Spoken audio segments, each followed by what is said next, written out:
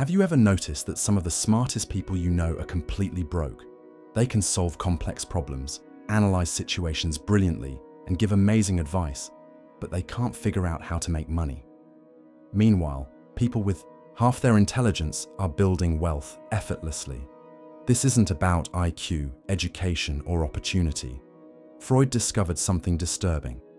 Intelligence can actually be a barrier to wealth when it's used to justify limitation instead of create solutions. Smart people are experts at explaining why they can't succeed. They analyze markets until they're paralyzed, research opportunities until they're outdated, and intellectualize their fears until they become philosophies. Your intelligence isn't serving you, it's sabotaging you. You're using your brilliant mind to create sophisticated reasons for staying stuck instead of simple strategies for moving forward. The most financially successful people aren't necessarily the smartest. They're the ones who stopped overthinking and started taking action. But breaking this pattern requires you to confront something terrifying. Your intelligence might be your biggest excuse. Your education might be your prison. Your analysis might be your addiction. Right now, you're probably thinking of all the logical reasons why this doesn't apply to you. That's exactly what I'm talking about. Tell me in the comments, what brilliant excuse are you using to avoid taking financial risks? Your responses prove exactly what Freud discovered about intellectual defense mechanisms. You're using your intelligence to protect yourself from the vulnerability of trying and potentially failing. Smart people hate failure more than average people because their identity is built around being the smart one. When you fail at something, it doesn't just hurt your bank account, it threatens your entire sense of self. So you avoid situations where you might look stupid, make mistakes, or reveal that you don't know everything. This is why smart people research investments for months but never actually invest. They analyze business opportunities until they find reasons to avoid them. They perfect their plans until the opportunities pass them by. You think you're being thorough, but you're being terrified. You think you're being careful, but you're being paralyzed by your own intelligence. Freud called this analysis paralysis. When thinking becomes a substitute for acting, your brain is so good at spotting potential problems that it convinces you every opportunity is too risky. But here's what you're missing. While you're analyzing, other people are earning. While you're researching, they're building wealth.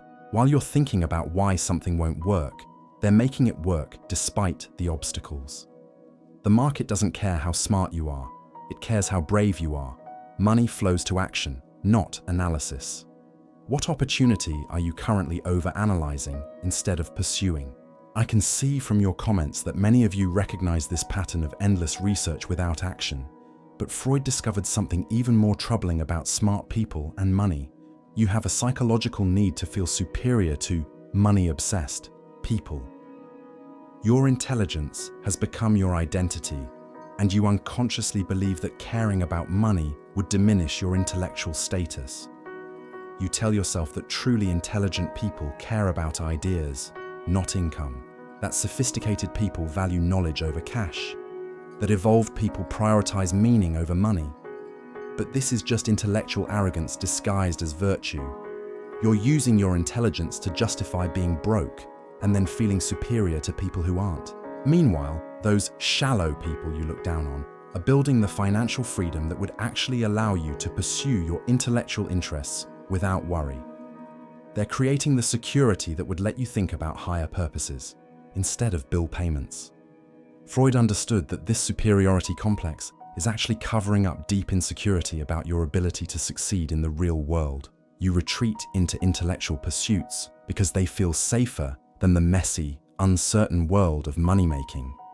But intelligence without application is just sophisticated procrastination. Wisdom without wealth often leads to bitterness. Knowledge without capital keeps you dependent on systems you claim to be above. How has your intellectual identity become an excuse for financial mediocrity? Your honest responses reveal how intellectual pride has been masking financial fear. But here's what Freud discovered about the deeper psychology. Smart people often come from families that valued intelligence over everything else. You learned early that being smart was your ticket to love, approval, and worth. Your parents praised your grades but were uncomfortable discussing money. They celebrated your academic achievements but treated financial success as somehow dirty or shallow. This created a split in your psyche between noble intellectual pursuits and base material concerns. You internalized the message that truly intelligent people shouldn't need to worry about money, that financial success is for people who lack your mental gifts. But this programming is keeping you trapped in educated poverty.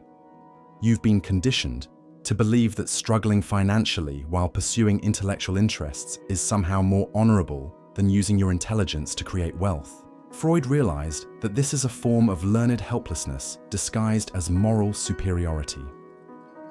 Your family taught you to be proud of being above money concerns. But what they really taught you was to be incompetent with money and call it virtue. The most successful intelligent people understand that money is just a tool that amplifies your ability to pursue what matters to you. They don't see wealth as beneath them. They see poverty as limiting their potential impact. What messages did you receive growing up about the relationship between intelligence and money? I can see from your childhood stories that most of you learned to divorce intelligence from financial competence. But Freud discovered something crucial about breaking this pattern. You have to reunite your intellectual gifts with practical application. Right now, you're probably using your intelligence in ways that keep you broke. Over-researching instead of taking action, perfectionism that prevents completion, analysis that leads to paralysis, and sophisticated procrastination disguised as thoroughness. But your intelligence could be your greatest wealth-building asset if you redirected it properly. Instead of analyzing why opportunities won't work, analyze how to make them work. Instead of researching until you find reasons to avoid risk, research until you find ways to minimize risk while taking action. Instead of perfecting plans that never get implemented, implement imperfect plans that can be improved along the way. The most financially successful, intelligent people aren't the ones who think the most. They're the ones who think effectively and then act decisively. They use their intelligence to identify opportunities, assess risks quickly, and make calculated moves while others are still analyzing. They understand that in the real world, good decisions made quickly often outperform perfect decisions made. Too late. Your intelligence is wasted if it's not generating income, creating value, or building wealth. How could you start using your mental gifts to create financial results instead of elaborate excuses? Your responses show me you're starting to see how to redirect your intelligence toward wealth creation. But Freud warned about something that stops most smart people right here: the fear of looking stupid. You've built your entire identity around being intelligent, so any area where you're not immediately excellent feels threatening. This is why smart people often avoid entrepreneurship, investing, or sales, because these areas require you to be bad at something before you become good at it. You'd rather be a smart employee than a learning entrepreneur. You'd rather be a knowledgeable employee than an inexperienced business owner. But here's what Freud understood. Your need to appear intelligent is keeping you financially dependent. Real wealth is built by people willing to be beginners, to make mistakes, to look foolish while learning something new. The market rewards competence, not credentials. Results, not intelligence. Value creation, not intellectual superiority. Some of the wealthiest people in the world didn't finish college, but they finished what they started. They valued progress over perfection, results over reputation, and wealth over being seen as smart. Your intelligence is an asset, but your attachment to appearing intelligent is a liability. You have to be willing to be temporarily incompetent in order to become permanently successful. What area of wealth building are you avoiding because you're afraid of not being immediately good at it? I can see from your comments that fear of incompetence is holding many of you back.